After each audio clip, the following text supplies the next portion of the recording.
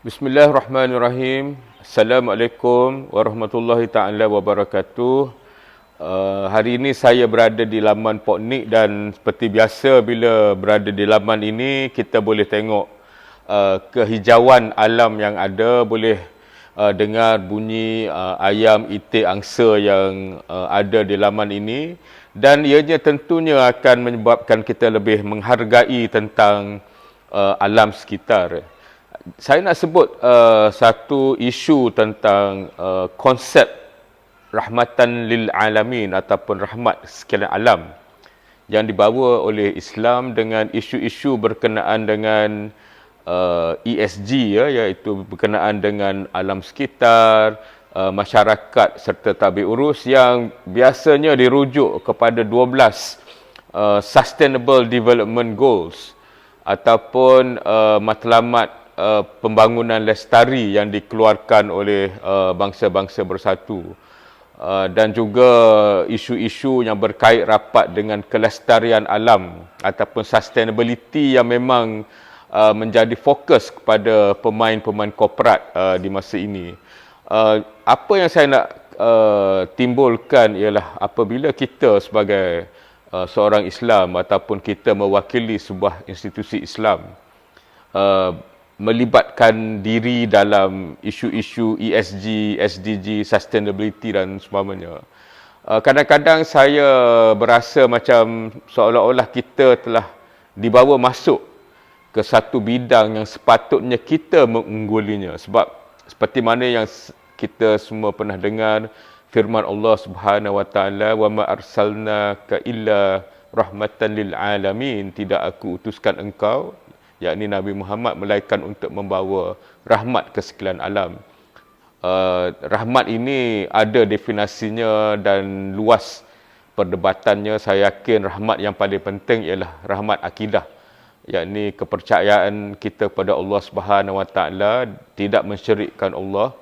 Tetapi daripada keyakinan itulah kita akan menjalankan tanggungjawab, membuat keputusan, mengambil tindakan yang tentunya selari dengan kehendak Allah Subhanahu Wa Taala. Kita sebagai orang Islam kena jadikan setiap aspek kehidupan kita sebagai ibadah, dan kita juga yakin bahawa kita akan mati dan di akhirat kelak kita akan diadili oleh Allah Subhanahu Wa Taala yang Maha mengetahui dan Maha adil. Jadi tentunya kita tidak akan melakukan kerosakan di muka bumi ini. Dan banyak juga ayat-ayat Al-Quran yang lain yang menceritakan tentang bagaimana tangan-tangan manusia menyebabkan kerosakan alam. Dan ini bukan sekadar secara fizikal, tetapi yang lebih besar lagi ialah merosakkan alam dengan menyebabkan kita mengambil hak-hak manusia dan juga binatang, pokok-pokok yang sepatutnya kita takbir dengan penuh jujur dan amanah, dan ini satu perkara besar kerana dalam Islam konsep keadilan itu penting, dan segala perkara yang menyebabkan kita mengambil hak orang lain dengan cara yang batil itu merupakan satu isu besar di dalam agama kita. Jadi ini tentunya akan menyebabkan orang-orang Islam yang beriman akan memastikan keputusan mereka dalam pelbagai aspek, dari segi pentadbiran institusi, dari segi pelaksanaan undang-undang, dari segi pengagihan hasil ekonomi, peluang untuk mendapatkan pendidikan, kesihatan dan lain lagi mestilah berdasarkan kepada konsep keadilan itu. Jadi apabila seorang Islam membuat keputusan dengan adil, mengambil kira pelbagai isu kepentingan hak yang ada, tentunya alam ini lebih terjaga, tentunya masyarakat lebih terbela, dan juga tadbir urus dijalankan dengan kaedah yang paling cemerlang. Cuma pada pandangan saya dan pengalaman saya, apa yang menyebabkan kita terkebelakang di dalam isu-isu berkaitan dengan ESG, SDG dan juga sustainability ini ialah kita sendiri yang menyempitkan Islam itu. Malah ada orang yang meletakkan Islam kepada undang-undang tertentu. Kalau tak ada undang-undang itu, seolah-olah tidak ada Islam di muka bumi ini. Jadi selagi undang-undang itu tak ada, mereka tak buat apa-apa. Mereka hanya bising cakap tentang perkara-perkara demikian. Sedangkan kita sebagai umat Islam yang beriman, kita kena buat tindakan di sini pada hari ini dalam setiap keputusan kita. Jadi saya nampak lebih banyak kajian, perbincangan, perdebatan yang perlu kita buat sebagai orang Islam dalam isu-isu berkenaan dengan ESG, SDG, kerana ini melibatkan hubungan kita sesama manusia. Dan jangan kata hubungan kita sama manusia ini tidak penting, ya. Ini merupakan satu hakikat di dunia ini.